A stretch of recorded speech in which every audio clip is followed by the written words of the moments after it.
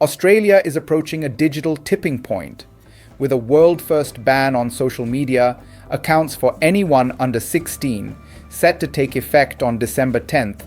The nation's online landscape is bracing for a transformation unlike anything seen before. Behind the policy's objective of protecting young people lies a growing anxiety among creators, advertisers, and agencies. Some fear the disappearance of a generation of influencers. Others see the policy as an existential threat to a multi-billion-dollar industry. And for a handful of Australia's biggest online stars, the future may lie somewhere outside the country altogether. Among those preparing for a profound shift is Jordan Barkley, one of Australia's most successful YouTubers.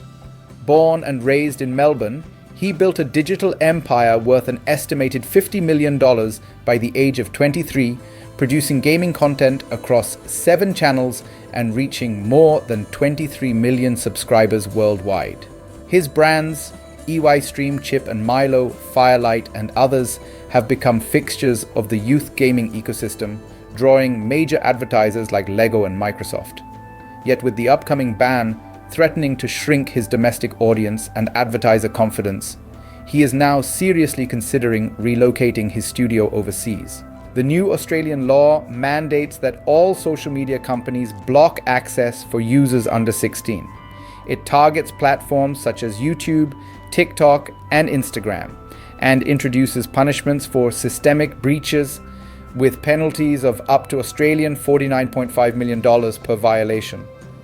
As a result, more than 1 million Australian minors are expected to lose access to their accounts. Although teenagers will still be able to watch content without logging in, they will disappear from engagement metrics, meaning the algorithm will not track their interests or push content toward them. For creators who depend on under 16 audiences, this could dramatically reduce visibility.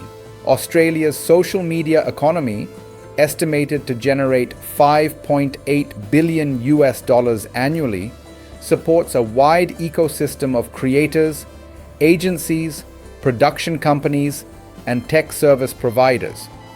YouTubers in particular rely on a revenue-sharing model that gives them 55% of ad revenue, with earnings that can range up to 18 Australian cents per 1,000 views.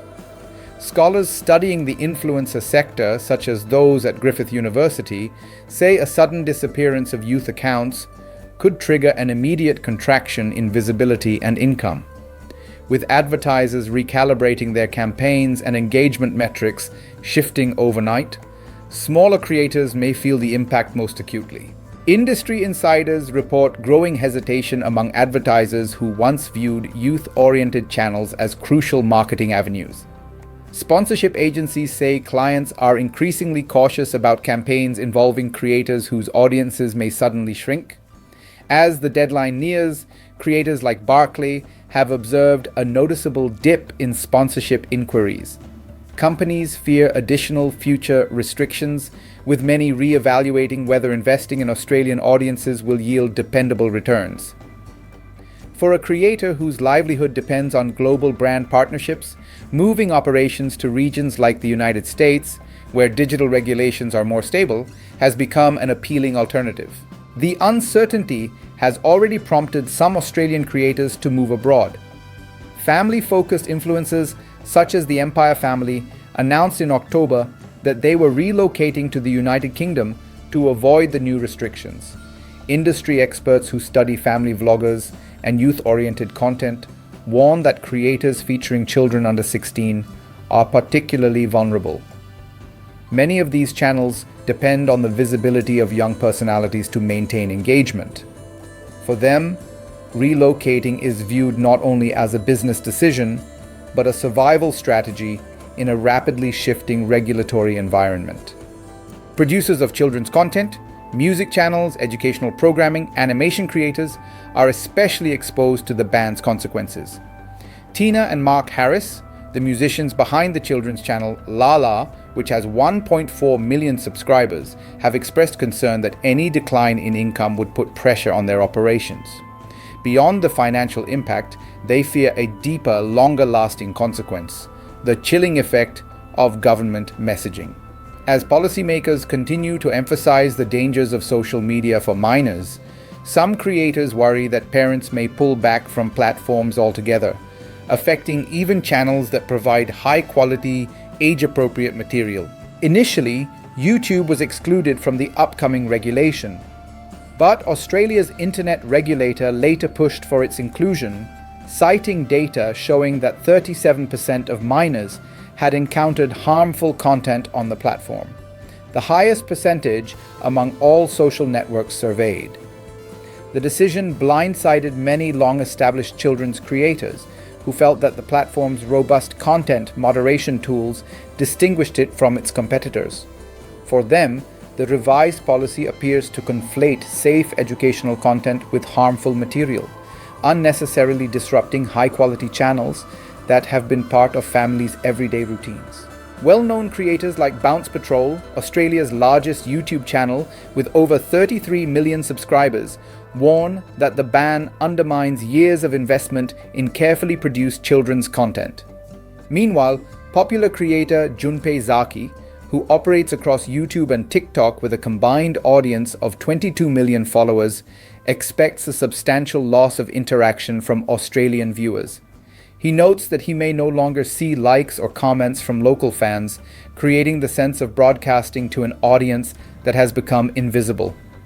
Although his global reach softens the blow, smaller creators who rely on domestic viewers may struggle to regain momentum. Analysts predict that the financial fallout will be uneven. Big influencers with international reach may lose followers but retain their overall revenue. For mid-tier and small creators with mostly Australian audiences, however, the sudden absence of youth engagement could slow their growth and reduce their attractiveness to sponsors. This generational ban, in effect, redraws the map of where Australian creators can thrive and who can afford to stay anchored in the country. For many, especially those early in their careers, the policy may function as a barrier to entry. In Western Sydney, 15-year-old entrepreneur Dimi Harixlim has built a following by sharing daily videos from his food stall, House of Lim. His TikTok and Instagram presence has become a key driver of customer recognition. Losing access to his accounts will likely affect both his business and his public presence. Still, he intends to restart his channels once he turns 16, even if it means beginning from zero. His situation illustrates how the ban affects not only entertainment influencers, but also young entrepreneurs, cultural creators, and small business owners who rely on digital exposure. As December 10th approaches, Australia stands on the edge of one of the most significant regulatory experiments in the history of the internet. Its goals are rooted in child protection, yet its economic and cultural impact reaches much further, into businesses, careers, communities, and the global creator economy. Whether the ban sets a precedent for the world or sparks an exodus of creative talent remains to be seen.